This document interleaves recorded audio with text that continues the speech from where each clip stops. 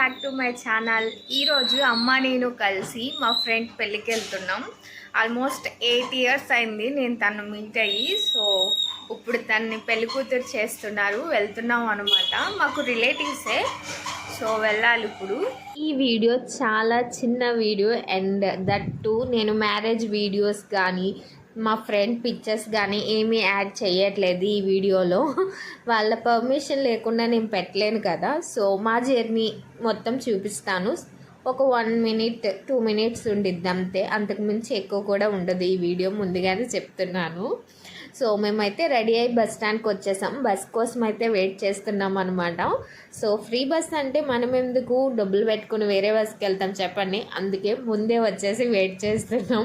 మేము వచ్చినప్పుడే బస్సు వచ్చింది, బట్ పక్కన పెట్టారంట. సో కొంచెం వర్క్ ఉంది, అది చేసుకుని వస్తామని ఫైనల్గా అయితే బస్ ఎక్కేసాం. Free bus. నిజం చెప్తున్నా, అదే మనం మనీ పెట్టుకుంటే ఒక 1 hourలో వెళ్ళిపోతాం. బట్ ఈ బస్సు మాత్రం 3 hours పట్టింది. నాకైతే నిజంగా చిరాకు వచ్చేసింది అనమాట. సో ఫ్రీ బస్ అంటే ఇంకా తప్పదు, అలాంటివి ఉంటానే ఉంటాయి.